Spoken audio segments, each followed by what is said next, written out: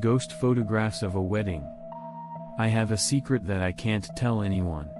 It is a picture that I have kept in the back of a drawer because I am afraid of it now. It is a picture I took with my phone at my friend Amy's wedding. It is a masterpiece of happiness, but it is the only Pandora's box that contains fear for me. It was December when I was invited to Amy's wedding. Since I was one of the few people who had been friends with E since high school, I was so happy to be invited that I gave my blessing without hesitation. The day before I was to attend, I met up with other friends I had missed, and with Emmy in attendance, we talked and laughed over and over again about what we had been up to and the silly things we had done in the past. On the day of Amy's wedding, I was dressed moderately for the occasion, and after exchanging brief greetings with Amy's parents, whom I hadn't seen in several years, I handed over the congratulatory gift bag. Many of Amy's co-workers and the man she was marrying were in attendance at the ceremony, but I sat in the church pew with my friends and watched Emmy walk down the aisle with tears in my eyes and applauded loudly. Later, at the reception, we were assigned to sit with other high school friends, and I was glad to see how much Emmy cared for us. I was surprised during the ceremony, but it seems that smartphone photography is the norm at weddings these days, and most of the attendants at the venue took out their smartphones to take pictures of the two leading actors. At the reception, there were speeches by people who were close to Emmy and her husband, songs by the guests, and other fun events. The cake slice was performed by a staff member himself, who said, "Now, ladies and gentlemen, please take as long as you like to capture the first joint work that is about to begin. Those who would like to see the hot couple blush may come to the front." They were so musical that we were buoyed up and got out of our seats with our phones in hand. I was so happy to see the bride and groom smiling at each other on the screen. But those happy memories would soon be destroyed. It must have been around 8 p.m. when the after-party for the wedding was over. I returned home, did my chores, took a bath, and took a breather. Then, while watching TV before going to bed, I remembered that I had not checked the data I had taken at the wedding, so I slowly operated my phone while lying down on the sofa. Emmy and Amy's father walking down the aisle. The groom waiting. The bride and groom kissing. Since these were shot on video, no matter how many times I watch them, I can still recall the elation of that time and get excited. I also recorded a lot of events at the reception, so I scrolled through them one by one. The cake slice scene was taken with a continuous shooting setting, I believe. As I looked through the considerable amount of photos with a grin, my finger stops at one photo. What's this? That one picture is of the blissful moment after the bride and groom had finished cutting the cake and feeding it to the groom. It was supposed to be a commemorative photo of the bride and groom blushing with shame at each other, but what my phone had captured was a weird photo of the bride and groom with their faces smashed into a mess. I immediately deleted the photo, although I felt nauseous at the sight of the face that looked as if it had been chopped up and crushed with a blender. Then, just to be sure, I checked the other photos through the thumbnails to see if there was anything wrong with their faces. I was relieved to see that they all looked normal, except for the one I had just deleted, and let out a short sigh. For a moment, I thought it might have been a ghost photo, but there was no way I would believe such an unscientific thing in this age of digitalization. The photo itself was eerie and scary, but it was probably a miracle that had been created by chance after a mechanical problem. Since I did not believe in ghosts, and I am not good at the occult in general, I decided to forget about the photo. It was better that way. If I had told anyone that I had taken a psychic photo of my wedding, even Emmy would have been offended, and there was no need to go to the trouble of creating a reason for her to hate me. The celebration of a new beginning, a friend's wedding, was over in the blink of an eye, and it must have been around the time when 6 months had passed. I was once again going about my daily life with no change in my work life, when I suddenly received a call from Emmy. I was at work, so I called her back after work. "Hello, Emmy? Sorry, I just finished work." As I was casually cheerful because I hadn't talked to Emmy in a while, I heard Emmy sobbing over the phone. I immediately realized that something had happened to Emmy, and I lowered my voice and threw myself at her. "What's wrong? What's wrong?" "My husband, he died." I was stunned as if struck by lightning by Amy's confession, which she squeezed out as if to stifle it.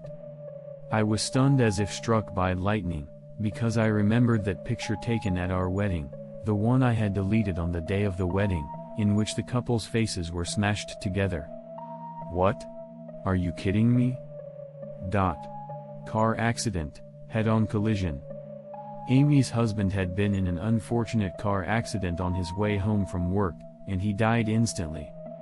Amy's hyperventilating sobs echoed through my chest like a gut-wrenching sound. "Oh, no. So, I got a call from the police, and I went over there right away, and they said my face was messed up, and I shouldn't look at it." Amy's words were followed by a series of unspoken emotions stirring in me. I remember that one picture taken at the wedding was also taken, and as I recall, the face was badly disfigured. And in reality, Amy's husband was in a car accident, and his face was messed up just like that picture. No, in reality, I am not sure if he became like in the picture or not, because I did not see him, only Amy's testimony. I encouraged Emmy for a while and could only listen to her story until she calmed down. After finishing the call with Emmy, I casually went back to the data in my phone. It was the data of the wedding ceremony that I had taken half a year ago. When I replayed the video of that wedding, I remembered the two of them being in good harmony. I wondered if her husband, who looked so happy, had passed away. As I was scrolling through the data of those days, I stopped at a picture. Why? There was a photo of Emmy and her husband with their faces smashed in, which I had deleted 6 months earlier. I don't know why the deleted data is still there. However, out of impatience, I deleted the data again, and this time, after confirming that the data had disappeared, I threw the phone away. It was just a coincidence. The fact that the photo of Emmy and her husband's face was smashed, the fact that Amy's husband had been in a car accident and his face was smashed, and the fact that the deleted data was back on my phone were all just a combination of my misunderstanding or coincidence.